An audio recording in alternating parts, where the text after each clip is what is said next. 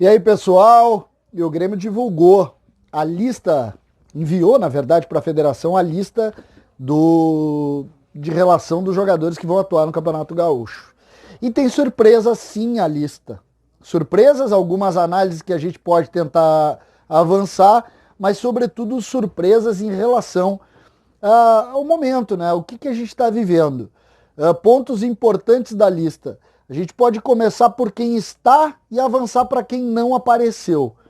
Ferreira, exatamente Ferreira, todo aquele processo de dificuldade que o Grêmio teve de renovação, treino separado lá com o grupo de transição, mesmo assim apareceu Ferreira na lista.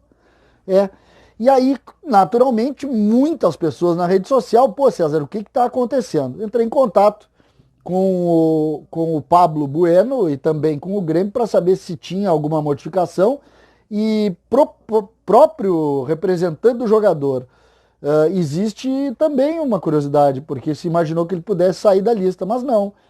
Ferreira está ali, está à disposição e pode, naturalmente, não é essa a ideia inicial, porque o jogador não está treinando com o time principal, mas ele está à disposição, inclusive, para jogar, se o técnico Renato assim entendeu, se a diretoria do Grêmio assim entendeu. O Grêmio segue sem se manifestar sobre os casos, segue sem falar sobre isso e, de certa maneira, dá indícios de que tudo segue igual, né? Mesmo com o jogador na lista, tudo segue rigorosamente igual. O Grêmio, que desde sempre diz que não fecha as portas para uma negociação, mas ao mesmo tempo não vê neste momento uma mudança na forma de proceder. Esse é o primeiro ponto. Segundo ponto, jogador que não está na lista e que de certa maneira fica difícil de compreender. Felipe Mejolaro, o goleiro Felipe Mejolaro, titular da Seleção Brasileira Sub-23. Ele não está na lista, ele foi sacado da lista de jogadores do Gauchão. Ele é o quinto goleiro, ele está treinando lá na transição e ele claramente não faz parte dos planos do Grêmio. E aí vai uma crítica importante ao Grêmio. Não tem motivo desse menino estar, e o Júlio César, por exemplo, está na lista. Não tem motivo.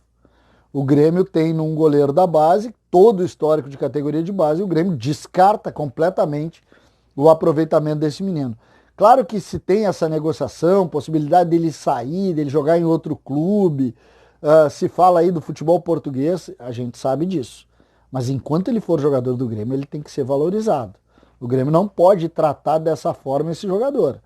Esse jogador, ele parece estar sendo colocado de lado e isso causa uma estranheza para um clube que tem na utilização da base um dos pontos mais importantes aí da sua construção. Então, aí vai uma crítica importante a essa forma. O Grêmio não pode tratar esse menino desse jeito, não tem o direito de fazer isso e mais, precisa tentar conciliar isso aí, porque além de ser patrimônio do clube, é um goleiro que tem um histórico todo aí de seleção brasileira, não pode ser tratado dessa forma. Outro que não está na lista e preocupa muito em razão do que aconteceu com o Diego Rosa é Elias.